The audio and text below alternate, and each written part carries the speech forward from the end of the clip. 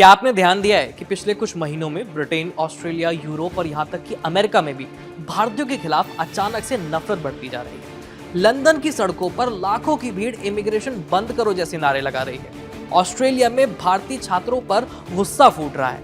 America में भारतीय IT professionals को नौकरी छीनने वाला बताया जा रहा है। और ये सिर्फ छोटे मोटे झगड़े नहीं है, ये एक ट्रेंड सेट हो रहा है, एक खतरनाक ट्रेंड। सवाल ये है कि भारतीय आखिर निशाने पर क्यों आ गए? क्या वजह है कि NHS, tech industry, university, labs और बिजनेस को चलाने वाले भारतीयों को ही उन देशों के लोग खतरा समझ रहे हैं? और चुनावी रैलियों से लेकर के सोशल मीडिया तक भारतीय प्रवासियों को क्यों बनाया जा रहा है आसान टारगेट? आज इस वीडियो में हम समझेंगे कि पश्चिम में अचानक से बढ़ती भारतीय प्रवासी विरोधी भावना की जड़ क्या है, भारतीय विशेष रूप से क्यों निशाने पर है, कौन इस माहौल को हवा दे रहा है और इसका भारत और पश्चिम के रिश्तों पर कितना असर पड़ सकता है। नमस्ते, मैं हूं आयुष और आप देख रहे हैं कड़क। लंदन में हाल ही में लाखों लोगों ने एंटी इमिग्रेशन मार्च किया। ये संख्या इतनी बड़ी थी कि एक्सपर्ट्स इसे आधुनिक ब्रिटेन का सबसे शक्तिशाली राइट विंग आंदोलन कह रहे हैं। टॉमी रॉबिन्सन जैसे दक्षिणपंथी चेहरे इसके मंच पर थे, इसको लीड कर रहे थे और भीड़ का गुस्सा सीधा प्रवासियों पर था। नॉर्जली, लॉटन और केंट में लगातार इमिग्रेशन विरोधी रैलियां हुई। आरोप ये है, वो लोग आरोप लगा रहे हैं कि प्रवासी सार्वजनिक संस्थानों पर बोझ हैं। लेकिन आलोचकों के मुताबिक ये गुस्सा असल में चुनाव के पूर्व राजनीति और राष्ट्रवादी नैरेटिव द्वारा भड़काया जा रहा है। ब्रिटेन में 12 लाख से ज्यादा भारतीय रहते हैं, जिसमें डॉक्टर्स हैं, नर्स हैं, इंजीनियर, छात्र, बिजनेसमैन, जो कि एनएचएस और टेक सेक्टर की रीढ़ कहे जाते हैं। वही लोग अब रोजमर्रा में दुश्मनी झेल रहे हैं। किंग्स कॉलेज लंदन में इंटरनेशनल रिलेशंस के प्रोफेसर हर्ष पंत कहते हैं कि जो विशेष रूप से ये पूरा सेंटिमेंट मुस्लिम प्रवासियों से शुरू होता है, वो हाल ही में हर बाहरी व्यक्ति को अपनी चपेट में ले रहा है और इसमें भारतीय बहुत आसान से टारगेट बन जाते हैं। ऑस्ट्रेलिया में भी यही तस्वीर है। ऑस्ट्रेलिया में भीड़ भाड़, हाउसिंग क्राइसिस और बढ़ती लिविंग कॉस्ट की वजह से भारतीय छात्रों को लेकर के गुस्सा बढ़ रहा है। ये वही छात्र हैं जो हर साल ऑस्ट्रेलिया की शिक्षा की अर्थव्यवस्था में 6 अरब डॉलर का कंट्रीब्यूशन करते हैं। लेकिन आज इन्हीं छात्रों को कहा जा रहा है कि तुम्हारी वजह से किराया बढ़ा, तुम्हारी वजह से हमारी नौकरी कम हो गई। राजनीतिक दल चुनाव से पहले इस गुस्से को वोट बैंक में बदलने की कोशिश कर रहे हैं। ब्रिटेन और ऑस्ट्रेलिया ही नहीं बल्कि यूरोप में भी कई जगह सीमा जांच कड़ी कर दी गई है। शरणार्थियों पर नए कानून बन रहे हैं और प्रवासियों को लेकर के गलत यानी फेक न्यूज बहुत तेजी से वायरल हो रही है।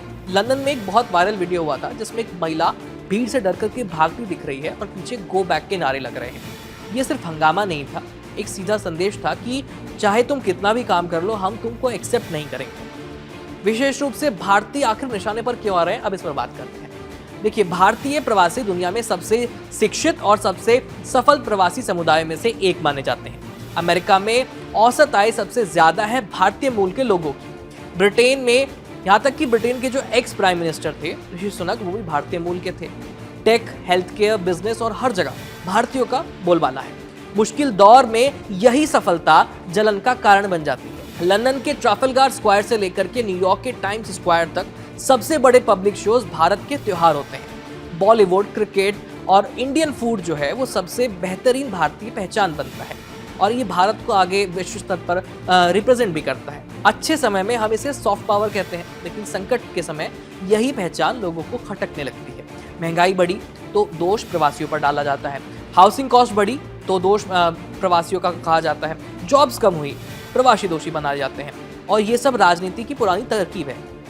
ट्रंप की वापसी के बाद भारतीयों को लेकर बयानबाजी और ज्यादा शार्प हो चुकी है। H1B वीजा की फीस $1500 से लेकर के अब बढ़ा दी गई है लाखों डॉलर तक। ये तो सीधे सीधा भारतीयों पर आर्थिक हमला है, क्योंकि H1B का 70% हिस्सा भारतीयों का है। सोशल मीडिया पर दक्षिणपंथी लेखक कहते हैं कि America should stop giving visas to Indians. और इसका असर क्या हुआ? भारतीय इंजीनियर्स डर में जी रहे हैं अमेरिका में, क्योंकि उनका भविष्य अनिश्चित है। अगर नफरत इसी तरह बढ़ती रही तो नुकसान सिर्फ भारतीयों का या प्रवासियों का नहीं होगा, नुकसान पश्चिमी देशों का भी होगा। ब्रिटेन का एनएचएस पूरा भारतीय डॉक्टरों और नर्सों पर टिका हुआ है। अमेरिका की लैब्स और सिलिकॉन वैली भारतीय छात्रों और इंजीनियर्स पर चलती है। ऑस्ट्रेलिया की यूनिवर्सिटीज भारतीय छात्रों से अरबों कमाती है। अगर यही लोग डर के कारण इन देशों से दूर होने लगे, कहीं और चले गए, तो सबसे बड़ा झटका इन्हीं देशों को लगेगा। और जो आज नफरत फैल रही है, भारत आज बड़ी आर्थिक शक्ति है। यदि भारतीयों की सुरक्षा खतरे में दिखी तो भारत अपनी विदेश नीति और कठोर कर सकता है।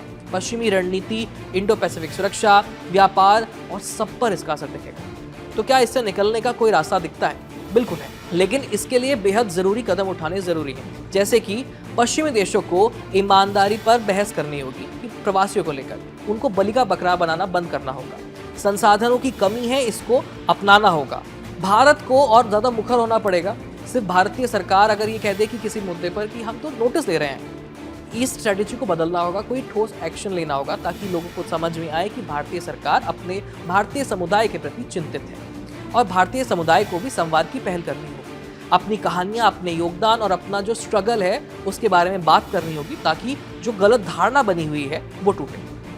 यूके, यूएस, कनाडा, ऑस्ट्रेलिया जैसे देश जो कभी इंडियंस को रेड कारपेट उनके रोल आउट करते थे, आज वो इंडियंस के मुंह पर दरवाजा बंद कर रहे हैं। बदलती नीतियां, बदलता राष्ट्रवाद, अंदर ही अंदर जो पनपता हेट था, अब वो सब एक साथ सामने आ रहा है और इस तरह के नस्लीय भेदभाव हमें देखने को मिलते हैं, जिसकी वजह से हमारे जो फॉरेन ड्रीम्स थे वो नष्ट हो रहे हैं। लाखों यंग इंडियंस हर साल ये सपना देखते हैं कि विदेश जाएंगे, वहाँ मेहनत करेंगे, अच्छा पैसा कमाएंगे और बेहतर जिंदगी जिएंगे। ये एक सक्सेस का फॉर्मूला था, लेकिन शायद अब ये खत्म हो रहा है और अगर इसको खत्म होने से बचाना है तो हमें खुद को बदलना पड़ेगा और अपने आप को टेक्नोलॉजिकली इतना ज़्यादा इक्विप करना होगा कि हमारे बिना, इंडियंस के बिना उन देशों का काम चल ही ना पाए, तब जाकर के शायद कुछ बात बन पाए। फिलहाल इस खबर में इतना ही। और इस मुद्दे पर आप क्या सोचते हैं? भारतीय समुदाय के प्रति जो लगातार हेट बढ़ रही है विदेशों में, उसको लेकर के आपकी क्या राय है? हमें कमेंट सेक्शन में लिख करके भेज दीजिए और इस तरह के और इंटरेस्टिंग वीडियोस के लिए कड़क को जरूर सब्सक्राइब कीजिए। धन्यवाद।